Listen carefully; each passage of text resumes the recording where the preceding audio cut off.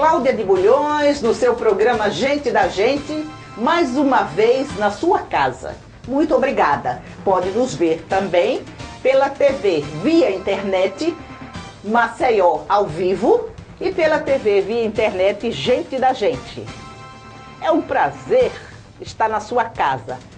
Você sempre nos recebendo muito bem e dando aquele recadinho pelo Fale Conosco, dizendo como é que nós estamos.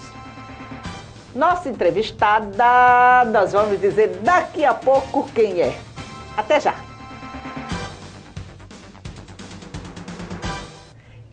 Cláudia de Bulhões, voltando aqui na sua casa, através da TV Maceió, canal 22 da grade da NET, trazendo... Hoje eu estou satisfeita. Estou trazendo uma amiga aqui, uma amiga, ó, de longos anos. Trata-se de Laeusa Farias. Que prazer ter você aqui, Laeusa. O prazer é todo nosso, Cláudia. Sabemos da importância, agradecemos, né, por você abrir esse espaço no meio de comunicação para que a gente possa estar conversando, né, com os psicólogos e com o pessoal da saúde mental, né, também que faz a saúde mental aqui no estado de Alagoas. Ela falou isso porque o nosso papo hoje vai abranger CRP 15, ou seja, Conselho Regional de Psicologia. Vamos saber tudo o que se está passando por lá. E vamos também saber o que é a luta antimanicomial. Nome complicado, é isso mesmo, luta antimanicomial. Por onde conversamos? Por onde, o que você quiser perguntar, pode perguntar, que a gente está à disposição para colocar todas as questões e discutir todas as questões que sejam necessárias para o esclarecimento, né, principalmente da categoria psicólogos, né, que está bastante interessada e está muito envolvida, né, tanto com a questão do CRP 15, do nosso conselho, como também da questão da luta antimanicomial, que nós comemoramos agora há pouco tempo, no 18 de maio, né, fizemos várias atividades referentes à luta antimanicomial, a questão da reforma psiquiátrica no país e em especial aqui no estado de Alagoas, que está bastante efervescente. Já viu que essa entrevista vai ser 10, nosso comercial.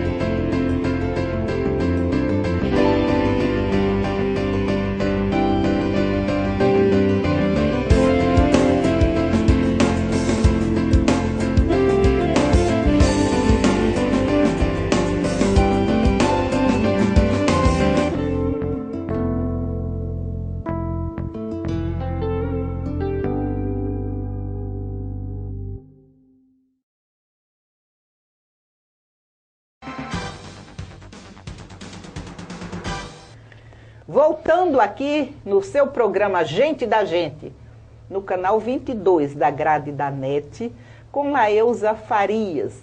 Laeusa, vamos começar pelo CRP 15, Okay. ou seja, Conselho Regional de Psicologia. O que este conselho abrange? Olha, o Conselho Regional de Psicologia tem na sua jurisdição o estado de Alagoas e atualmente nós estamos com um pouco mais de 4.000 psicólogos inscritos na 15ª região, sendo que nem todos eles estão ativos, né? Na realidade a gente tem inscrições, mas tem os cancelamentos, tem as transferências, então nós temos cerca de 2.900 psicólogos que estão realmente ativos no registro do Conselho, mas mais de 4.000, né, que já se inscreveram aqui na nossa região, que compreende o estado de Alagoas.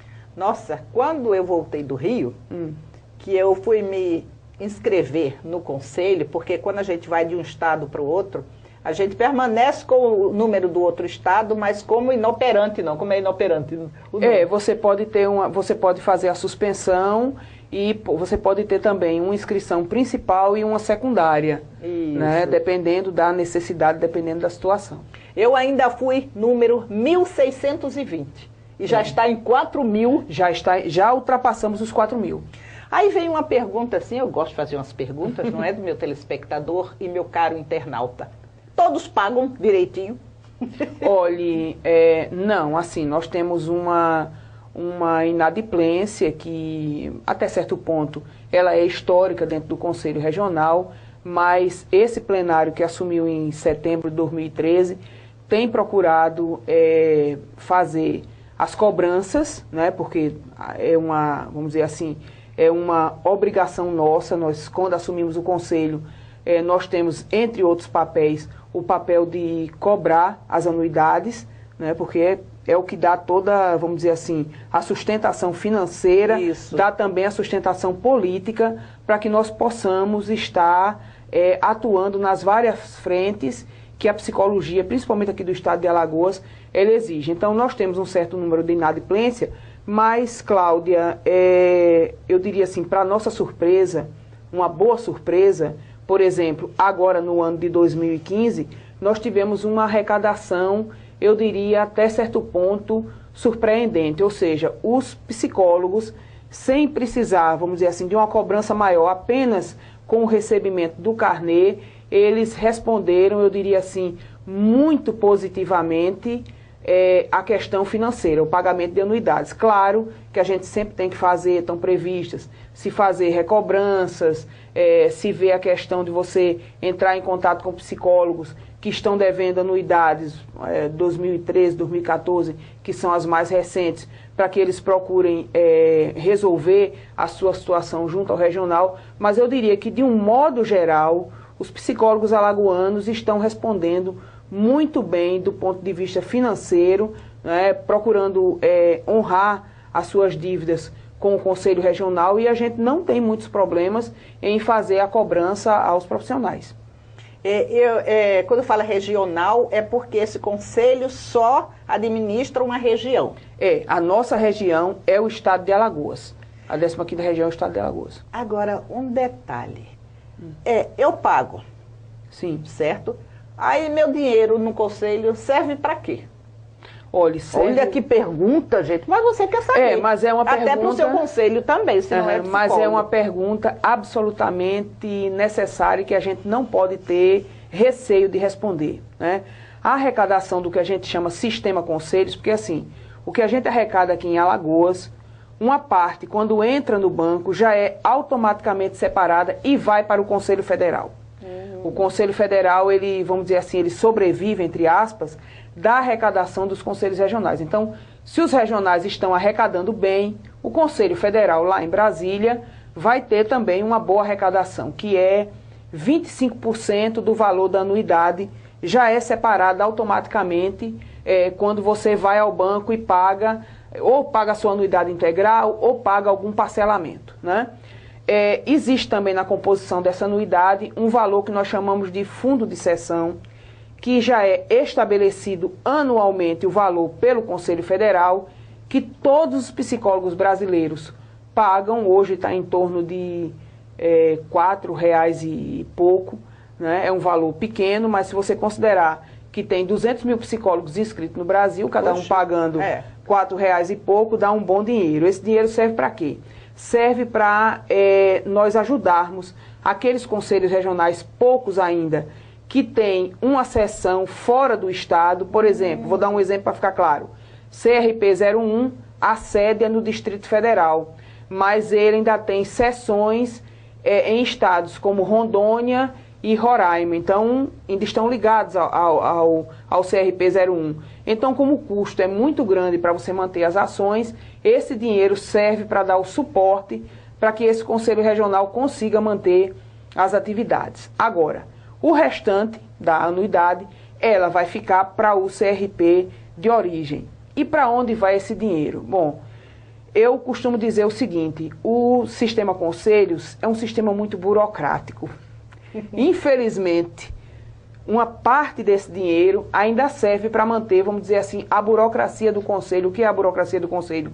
Manter recursos humanos, pagar funcionários, pagar impostos, pagar a conta de água, luz, tal, pagar as assessorias, que nós temos que ter uma assessoria contábil, uma assessoria de comunicação, sistemas de informática que gerenciam, inclusive, a própria arrecadação do conselho.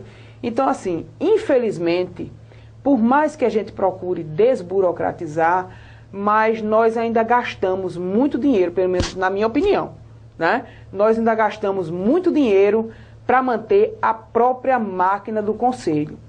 Claro que dependendo da gestão, né, você vai conseguir, vamos dizer assim, separar ou destinar ou priorizar uma parte desses recursos financeiros para ações que vão impactar diretamente na categoria. Seja o próprio dia do psicólogo, né, que a gente sempre procura fazer uma atividade que contemple a maior parte das áreas da psicologia, ou para a gente fazer capacitações, cursos, eventos, apoiar eventos de psicólogos, ou eventos que tenham uma interface com a psicologia e que a gente entenda que são importantes, né, que dê acesso à categoria. Então, uma parte do recurso é para isso. Vou dar um exemplo também para ficar bem concreto.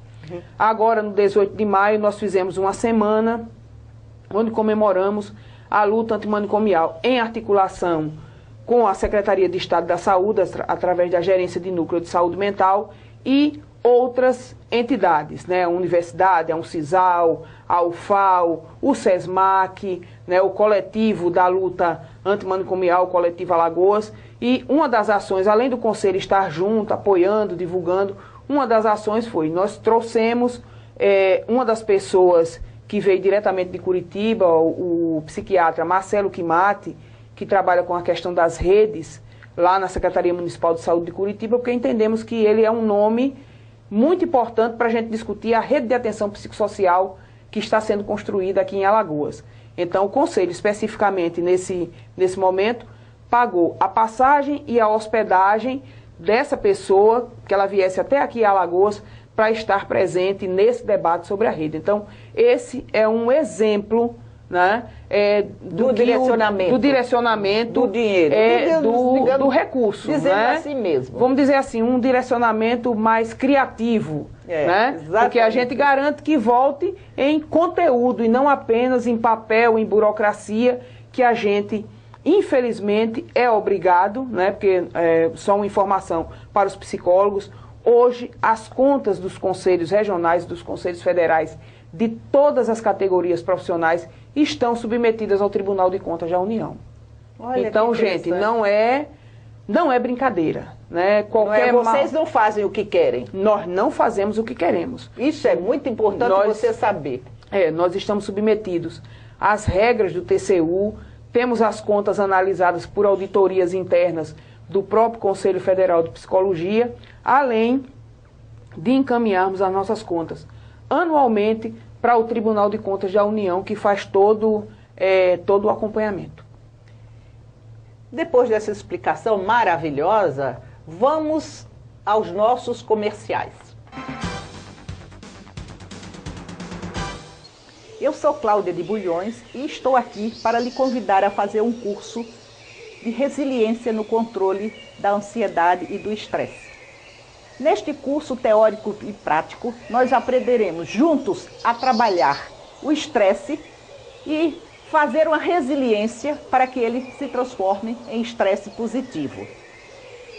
Curso de apenas 4 horas, mas que será muito útil para todos nós. Qualquer informação, acesse www.gentedagente.net ou envie para cdebulhões@uol.com.br. Estou lhe esperando para juntos transformarmos o nosso estresse em estresse positivo.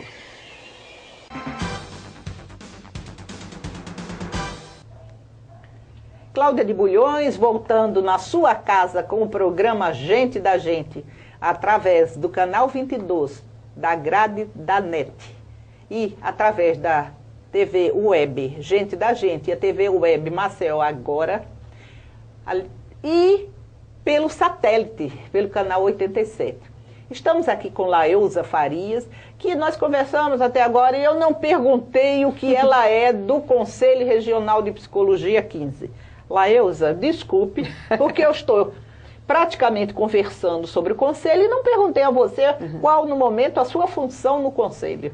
Cláudia, a nossa função, no momento, nós estamos ocupando a tesouraria do Conselho Regional de Psicologia. Aí eu pergunto, ela agora, eu vou botar ela na saia justa, viu? Sim. Como vocês encontraram a saúde do Conselho? A saúde. A saúde financeira, né? Olha só, Cláudia. Eu sou muito espontânea, vou logo perguntando e mostrando a saúde. Mas é importante, sim, que tudo seja questionado, porque a gente entende que a questão, principalmente a questão financeira, ela tem que estar bem aberta, bem clara, para que aqueles psicólogos que são adimplentes com o Conselho, e até mesmo aqueles que estão inadimplentes, eles têm todo o direito de saber o que é feito das anuidades que são recolhidas todos os anos da categoria profissional. Bom, eu posso responder da seguinte forma, Cláudia. Nós recebemos o Conselho no dia 27 de setembro de 2013. E, para nossa surpresa, né, quando nós fomos olhar, tomamos posse, na sexta-feira de noite, quando foi no sábado, nós fomos ao Conselho, e quando fomos fazer uma verificação, verificamos que o Conselho tinha pouco mais de R$2.000 na conta.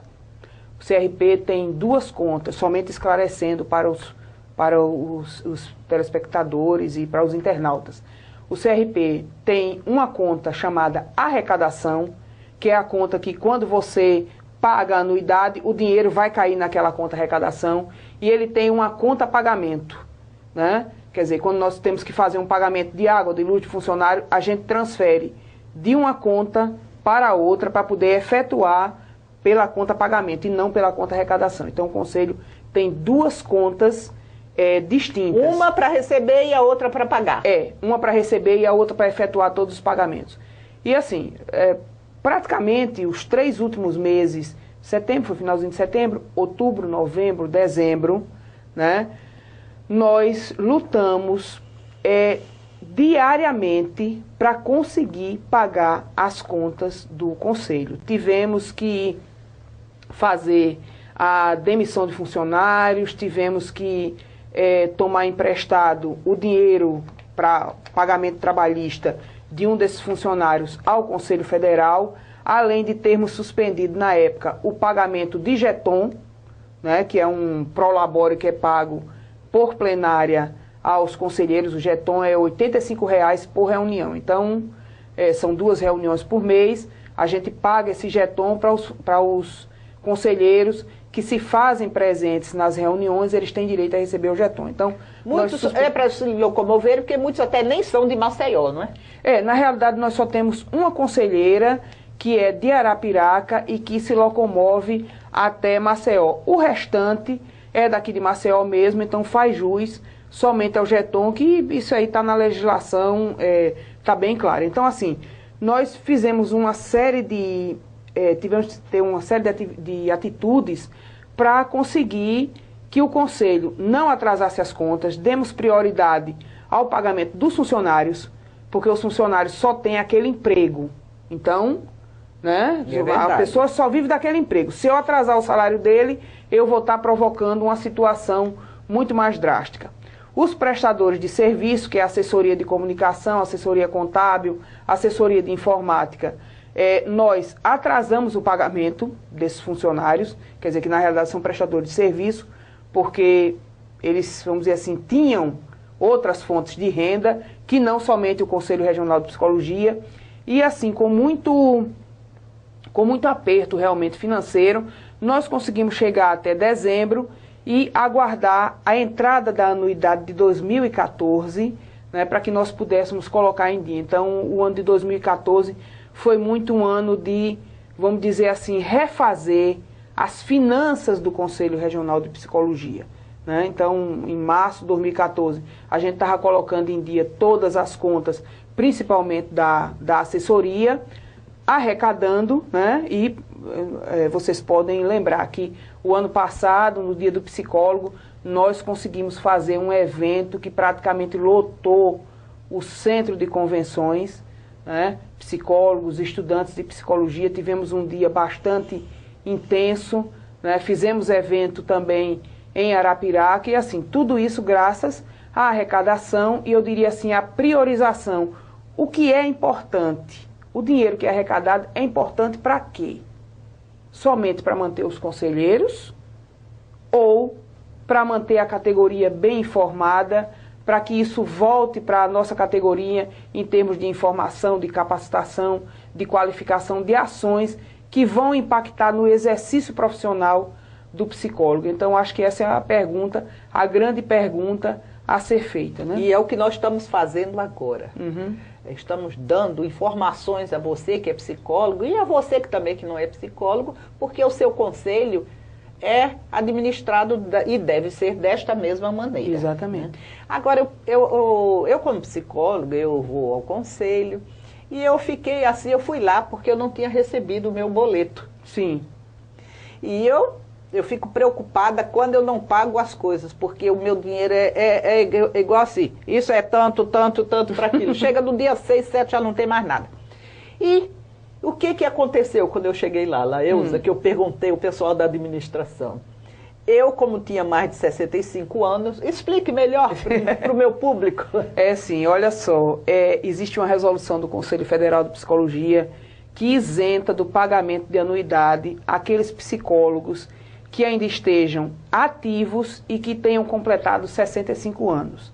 Né? Então, desde o ano passado que a gente vem pedindo ao pessoal da informática, olha, mantenha a gente informado, porque às vezes assim, o psicólogo recebe o carnê em casa, paga, não está nem ligado que assim tem o direito dessa isenção. Né? Então a gente, desde o ano passado, tem feito o ressarcimento de algumas anuidades de colegas que pagaram até 2, 3 anuidades depois dos 65 anos e a gente... Desnecessário. Desnecessário. Né? Então, é um direito que os psicólogos têm, graças a uma resolução do Conselho Federal de Psicologia, que, assim, depois de uma vida inteira de contribuição à psicologia, não só do ponto de vista material, financeiro, mas do ponto de vista até do próprio exercício profissional, né? Nós temos inúmeros profissionais que, apesar, vamos dizer, da idade, não vou nem dizer idade avançada, porque hoje a gente está vivendo cada vez mais, né? Mas continuam produtivos, continuam ativos, continuam exercendo a psicologia em sua plenitude. Então eu diria assim, é um mínimo que o Sistema Conselhos pode fazer, dizer assim, olha, completou 65 anos, você está na ativa, então você não é mais obrigado a pagar a anuidade ao Conselho Regional.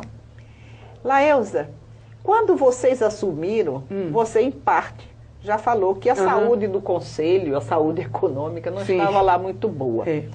Mas eu, quando vou lá, eu fico maravilhada, né? Porque tem um lindo auditório embaixo. É embaixo? Um lindo auditório em cima, salas, ele muito bem equipado. E esse auditório custou o meu dinheiro, né? Custou o que nosso aconteceu? dinheiro. Como é que foi feito? Se não tinha dinheiro, como é que ele foi feito? Olha só, Cláudia, o auditório ele foi construído graças a um empréstimo que foi conseguido junto ao Conselho Federal de Psicologia na gestão anterior, tanto na gestão anterior do regional quanto do federal, né? No valor de R$360 mil, e esses R$360 mil ainda não foram pagos ao Conselho Federal. O que é que aconteceu, né? Quando a gestão do Conselho Federal assumiu também, um pouquinho depois da gente, encontrou também a situação do federal não muito boa. Então não foi uma coisa somente aqui de Alagoas, não. Isso. O Conselho Federal também teve muito trabalho de conseguir recompor suas finanças. Então, Laeusa, eu vou lhe interromper. Tá.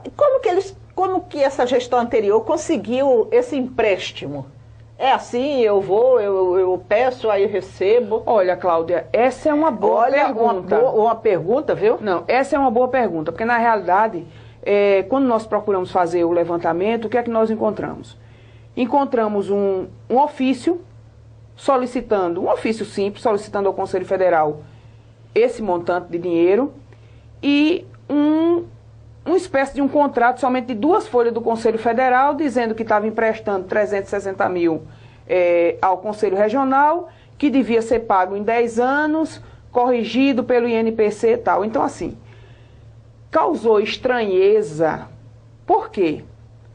Você tem que ver a capacidade financeira do Conselho Regional poder pagar de volta esse dinheiro ao Conselho Federal. Vou dar um exemplo bem simples, para ficar bem claro.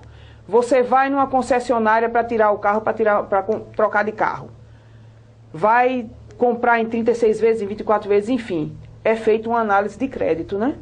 O banco, antes de lhe emprestar o dinheiro, vai dizer, você tem condições de pagar este carro novo que você está comprando em 24 vezes, em 60 meses, em 30... Qual a sua capacidade de endividamento? Porque aí eu lhe interrompi, então vou dizer, se é para pagar em 10 meses, teria que ter o pagamento de 36 mil por mês, não é isso?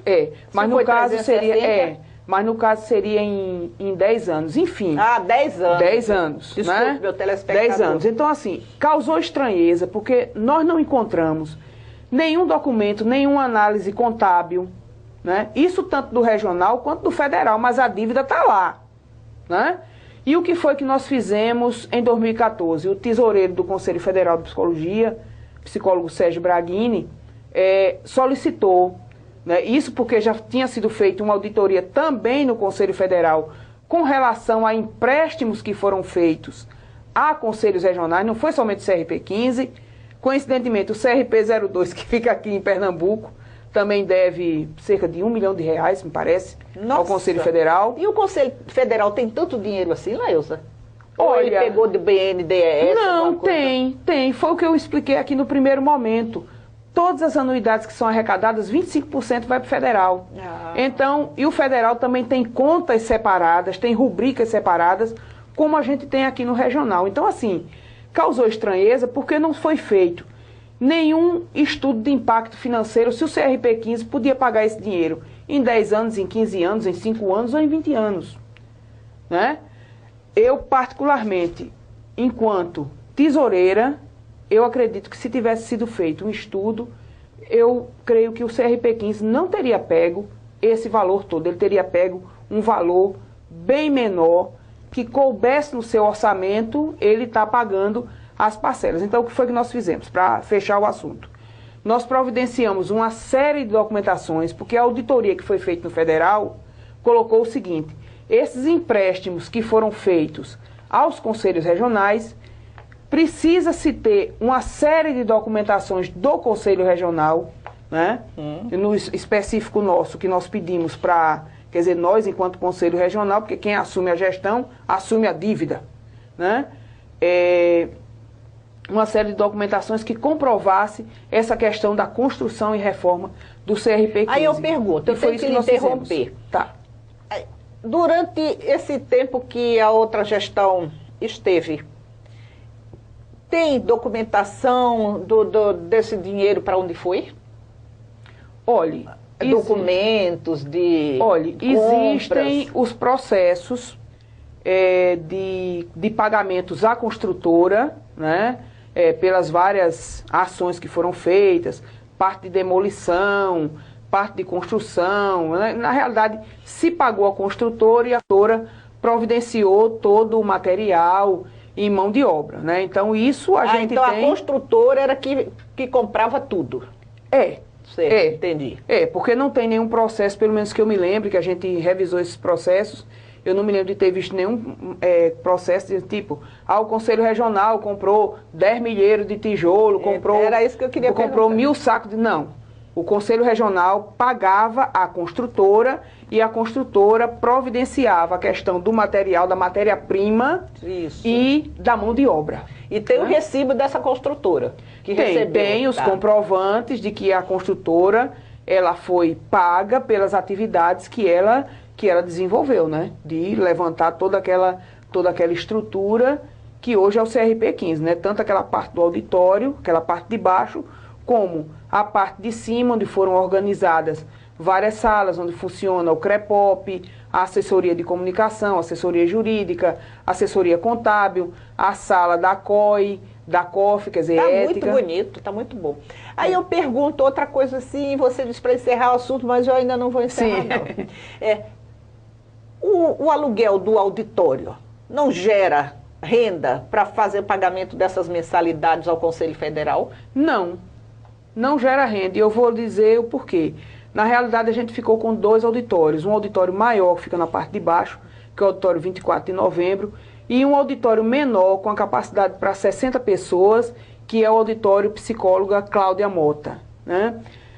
Assim, o Conselho Regional, pelo menos na nossa gestão, claro que está aberto para o aluguel, né? Inclusive, nós fizemos até uma revisão na tabela, que a gente considerou que os valores estavam um pouco altos, né? Nós fizemos uma revisão, baixamos um pouco mais, demos uma facilidade, tipo assim, você é psicólogo, inscrito no conselho, está em dia com o conselho, você paga menos pelo auditório do que um psicólogo que chegue lá e não esteja adimplente com o conselho. Então, a gente procurou privilegiar aqueles psicólogos que se mantêm em dia. E também, por uma questão, eu diria assim, estratégica, a psicologia aqui em Alagoas, ela tem vários parceiros e ela tem vários interesses. É verdade. Né? Por exemplo, nós estamos no controle social, Conselho Municipal de Saúde, Conselho Estadual de Saúde, conselhos de assistência. Então, muitas vezes, esses parceiros, a própria saúde mental do Estado, precisa de um lugar para realizar um evento. Um evento onde não vai ser cobrado, não existem fins lucrativos, o fim é o debate, é o controle social. Então, nós não cobramos. O Conselho Regional, ele cede, muitas vezes, o espaço para que a psicologia entre mesmo como parceira. Então, na realidade, hoje em dia, nós cedemos muito mais o espaço físico do Conselho Regional. O exemplo que eu citei aqui inicialmente, com a história da vinda do Marcelo Quimati, por exemplo, o evento foi realizado no Conselho Regional de Psicologia.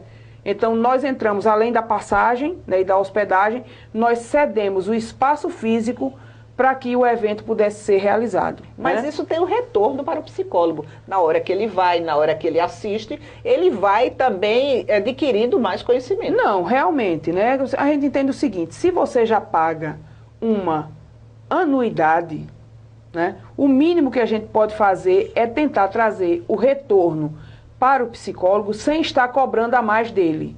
Né? Então, se eu estou ajudando, se eu estou sendo parceiro do controle social, dos debates que estão presentes no dia a dia da sociedade alagoana, aqui do município de Maceió, de uma certa forma a gente está fazendo com que a psicologia ela apareça como um ator importante, como um protagonista de tudo que está acontecendo no campo, principalmente da saúde, né? Mas não só do campo da saúde, assistência social, educação, segurança, lazer, criança e adolescente, enfim, temas que têm a ver com a atuação do psicólogo aqui no nosso estado.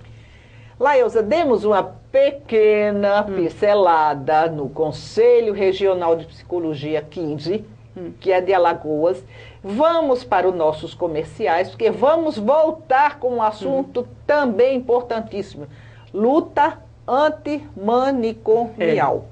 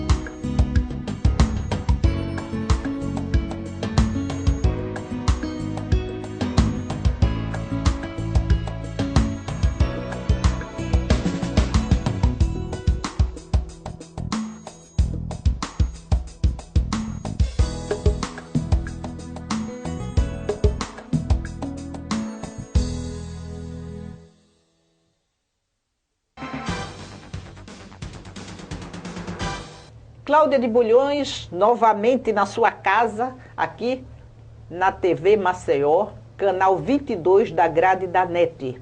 Hoje conversando com Laeusa Farias, que era vice-presidente, conselheira vice-presidente do Conselho de Psicologia e atualmente está como tesoureira do Conselho de Psicologia, que não está sendo fácil pelo que eu entendi, mas deixa para lá. Agora nós vamos conversar com Laeusa sobre a luta antimanicomial, porque até quando ela chegou aqui, as pessoas lá embaixo, os nossos funcionários, até indelicadamente falaram assim, e agora os doidos vão ficar soltos? Certo? Aí a gente, na rua, eles vão jogar pedra na gente. Então nós queremos informar você, meu telespectador, o que é a luta antimanicomial e o que é que se pretende com esta luta. Certo. A palavra Laeusa. Pronto, então assim, veja só, gente, o movimento da luta antimanicomial é um movimento que existe há mais de 20 anos no Brasil. É verdade. E o que é que esse movimento discute? Ele discute todo o processo da reforma psiquiátrica que também já vem acontecendo no Brasil há bem uns 40 anos. Não é novidade, né? A diminuição das hospitalizações, das internações psiquiátricas, da maneira como a gente conhece, convencionais, e o aumento do que a gente chama de serviços substitutivos, ou seja, serviços de base comunitária, de base territorial, como os CAPs, que são os Centros de Atenção Psicossocial, só para dar um exemplo, que possam estar atendendo os usuários, de preferência, no seu município. Hoje, aqui em Alagoas, nós temos 55 CAPs habilitados.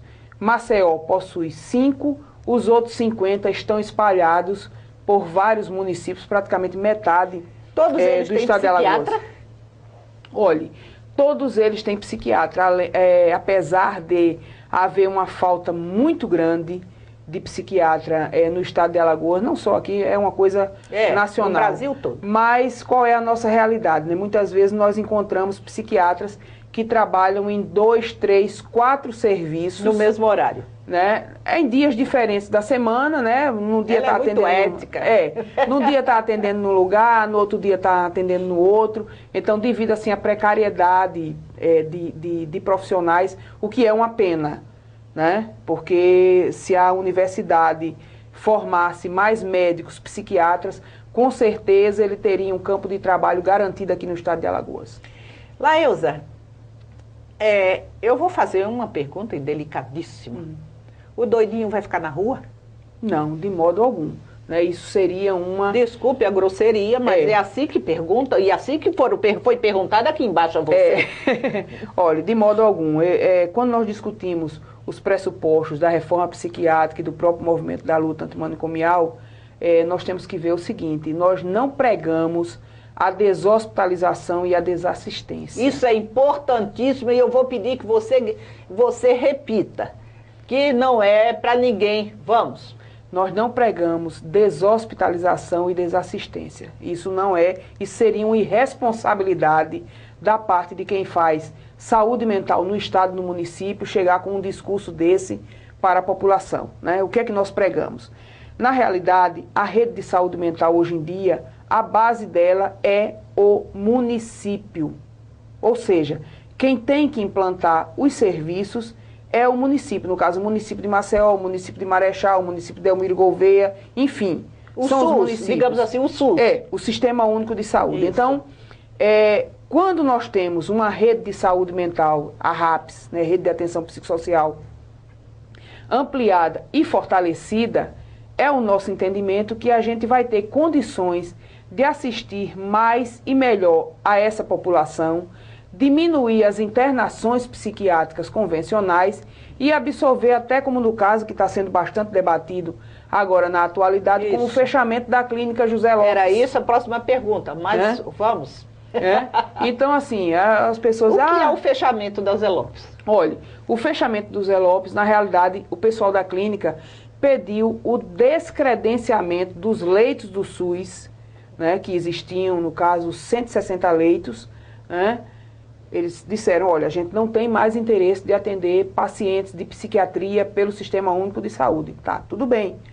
eles, como entidade privada, têm todo o direito de dizer que quer ou que não quer mais atender pelo Sistema Único de Saúde, né? A grande questão é, o município de Maceió está se organizando para receber a demanda dos pacientes que usualmente utilizam a internação psiquiátrica? Então, essa é uma boa pergunta. E também, eu diria assim, uma questão muito mais delicada e que preocupa a gente da saúde mental é aqueles pacientes que nós chamamos de longa permanência, são os moradores, os residentes, aqueles que muitas vezes já perderam o vínculo familiar, porque já estão há 5 anos, 10 anos, 15, 20 anos em uma internação. Já não sabe mais ir à rua. É mais complicado. Tem muitas pessoas internadas que têm familiares que podem absorvê-los.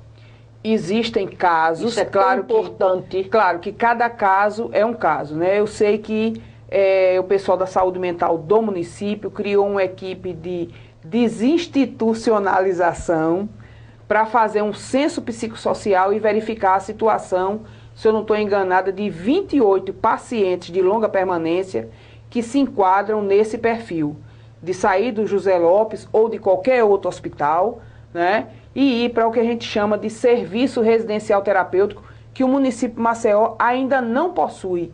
Por isso a nossa preocupação, né? Porque ao tempo em que você faz o censo, que você levanta situações e vê, olha, esse paciente aqui, ele realmente não tem mais nenhum vínculo familiar, não existe família, a gente não tem como localizar. E vê aquele paciente que diz assim, não, esse paciente aqui ele tem família. E a família, às vezes, não tem condição financeira, é uma situação, ou a família tem condições financeiras de absorver esse paciente de volta, de contratar um cuidador, ou, como já aconteceram alguns casos, no próprio José Lopes, desde que ele começou essa questão da deshospitalização, foi famílias que retiraram o seu paciente de lá do José Lopes e já internaram o paciente em outro lugar. Isso é uma questão da família, né? Cada um sabe. E do outro lugar, né? E do outro lugar, do outro lugar também. Então, na realidade, existem os números oficiais, 28 pacientes de longa permanência. Esses, além dos outros, né, vão ser uma grande fonte, assim, vamos dizer assim, de preocupação e de responsabilidade do município de Maceió, porque assim que eles saírem do hospital, eles vão ter que ser encaminhados para um outro serviço, né? Não se defende que as pessoas sejam jogadas na rua, né? E que... Mas tem um tempo determinado para isso. Mas tem um tempo determinado, inclusive até o Ministério Público Estadual, através da Promotoria da Saúde, já entrou nas discussões. A semana passada nós tivemos uma audiência pública na Câmara Municipal de Maceió, né? Estivemos lá presentes, pedimos inclusive aos vereadores, os poucos, né, que estavam presentes na audiência pública, que pudessem também ser parceiros, acompanhassem, cobrassem da Secretaria Municipal de Saúde os prazos que foram dados para que o município de Maceió realmente efetivasse os serviços que estão faltando e a absorção dos pacientes que estão tendo alta, uma parte é de Maceió, outra parte é do interior, né, para que realmente esses pacientes eles tenham um retorno, eles não estejam desassistidos. Vamos dar um pequeno intervalo. Eu sou Cláudia de Bulhões e estou aqui para lhe convidar a fazer um curso de resiliência no controle da ansiedade e do estresse. Neste curso teórico e prático, nós aprenderemos juntos a trabalhar o estresse e fazer uma resiliência para que ele se transforme em estresse positivo. Curso de apenas 4 horas, mas que será muito útil para todos nós. Qualquer informação, acesse www.gentedagente.net ou envie para cdebulhões@uol.com.br. Estou lhe esperando para juntos transformarmos o nosso estresse em estresse positivo.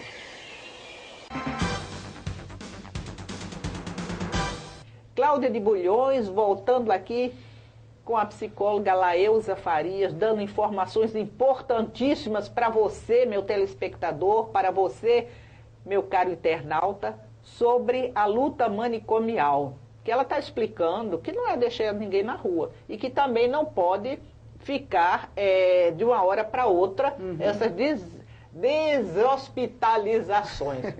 E, Laísa, você falou que há muito tempo, realmente, porque eu sempre trabalhei na psiquiatria no Rio. E olha, eu me aposentei com 32 anos de serviço. Quando eu vim em 2000 para cá, eu já estava aposentada. E já se debatia muito essa luta antimanicomial, que era sentida como uma coisa horrorosa, porque ia jogar as pessoas na rua. Agora, eu tomando um pouquinho da sua entrevista, eu dizer que horrível era quando não se tinha como dar remédio ao doente mental. Vamos dizer assim, o doente psiquiátrico. Porque antigamente não tinha. Começou com a central de medicamentos. Então, na central de medicamentos, que foi até durante o golpe que foi criado, se passou a ter mais possibilidade de ganhar, se ganhava remédio. Porque eu mesma fui 2, 3 vezes agredida. Me jogaram da escada do 3º andar. Mas aqui a mulher é forte, né? Outra vez foi do hospital judiciário de Niterói, que abriram uma compota de água fervendo em cima de mim, porque eu fui fazer uma vistoria lá. E tinha sido feito um terrorismo, é isso que é importantíssimo, não se fazer terrorismo, que eu tinha ido lá para botar todo mundo na rua. Eita. Então abriram, era um negócio assim de prato que lavava fervendo. Eu fiquei com as costas em carne viva. Então é uma luta que já se tem há muito tempo para que as famílias assumam a responsabilidade dos seus próprios doentes. Não é isso? Na verdade, eu vejo a luta antimanicomial assim, que a família assuma. Agora, muitas vezes, como você disse, a família não tem poder econômico para assumir isso. Então, o Estado, de alguma maneira, quando eu digo Estado, pode ser federal, estadual, municipal, colabore, porque as doenças não são feitas. O social é que evolui também a doença.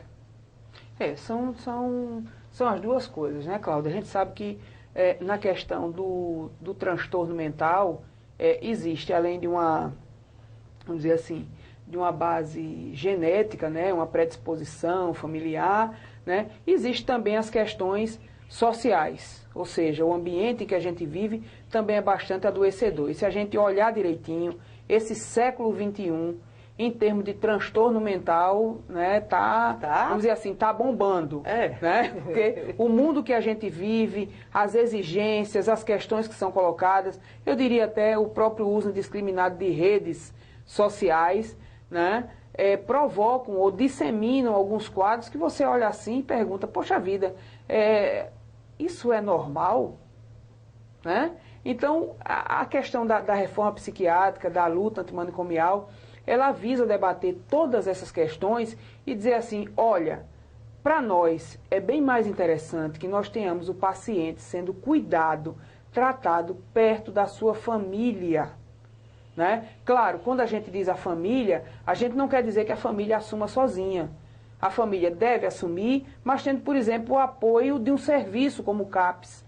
A gente sabe da importância de você estar esclarecendo, de você estar auxiliando o próprio familiar do usuário a ele entender o que é aquele quadro de transtorno.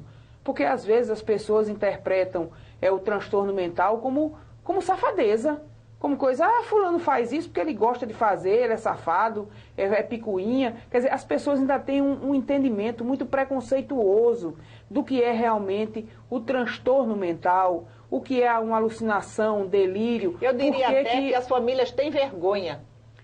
Até de tratar o seu doente psiquiátrico, o seu doente com transtorno mental, porque fica envergonhado. Ainda existe a questão do estigma. Prefere que fique em casa sem fazer nada doente do que ser tratado.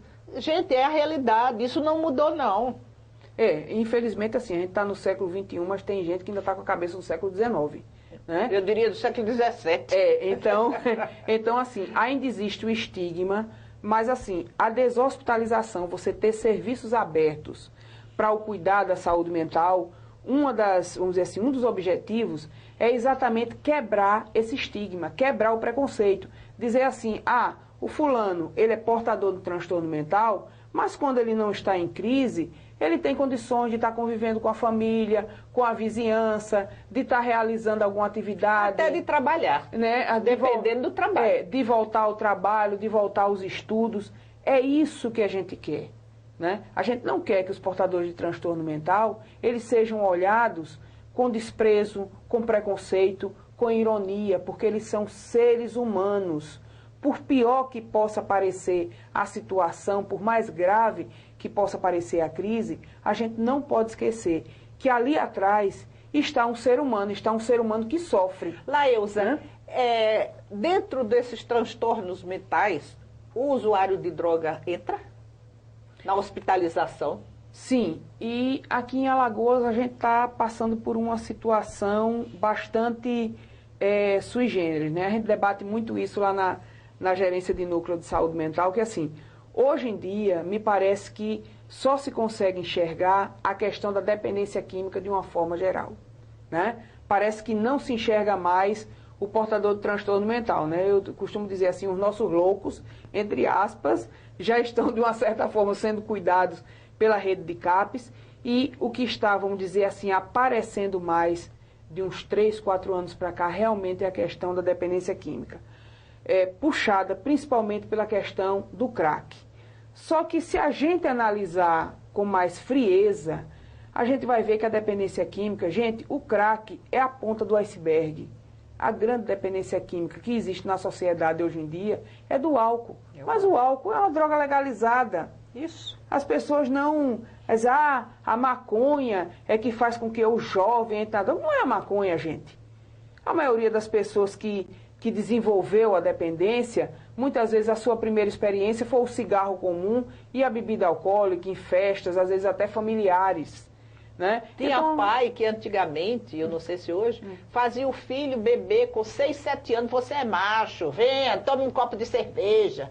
Isso ainda existe hoje. Então, aí nós vivemos numa cultura aqui no Nordeste, né? Uma cultura muito machista para várias coisas, para a questão do sexo, né? Da iniciação sexual, para a questão do uso de drogas. Então, quando a gente fala de drogas, a gente tem que ter um olhar muito maior. Então, o que está acontecendo aqui em Alagoas, né?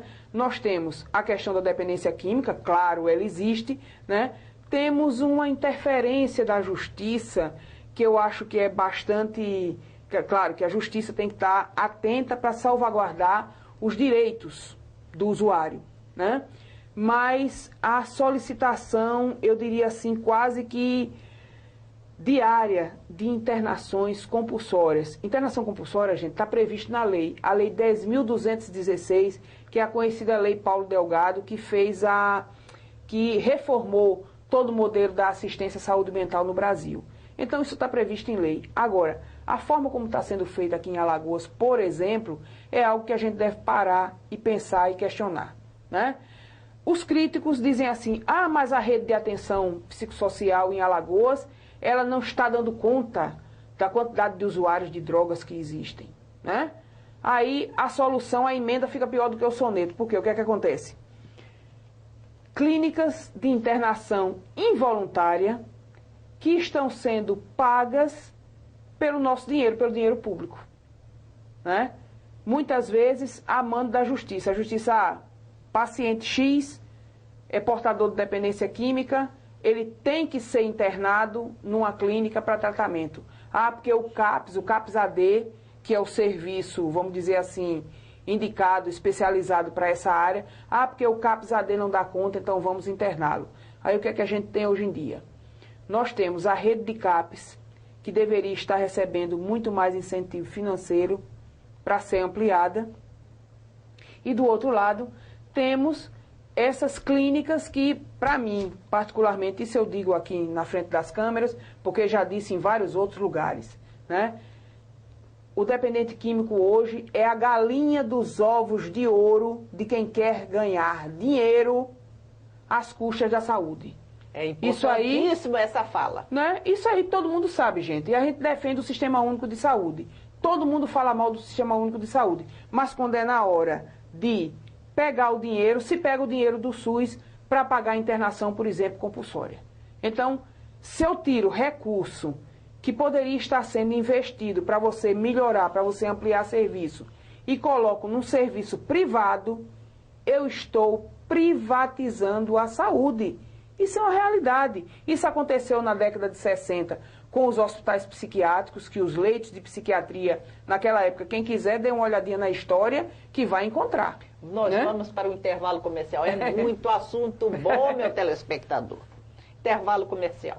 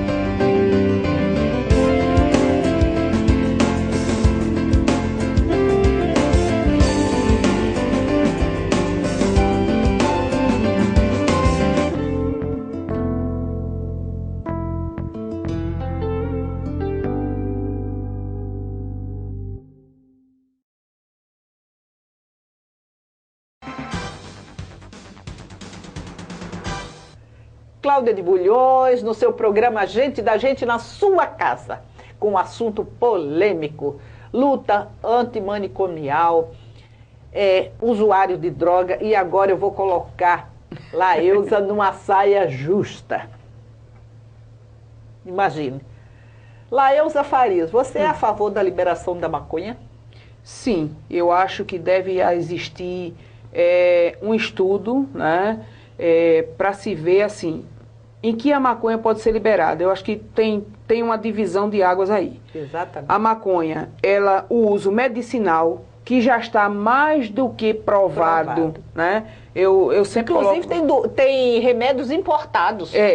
Né? E a Anvisa tem liberado a importação de alguns desses medicamentos. Eu vejo da seguinte forma: a ciência, ela, vamos dizer, desmistifica muitas fantasias que a gente tem na nossa cabeça. Se a gente for olhar a proibição das drogas, a gente vai ver que muitas drogas foram proibidas no começo do século passado, quando todas eram liberadas, diga-se de passagem, né? Maconha, heroína, cocaína, ópio, né?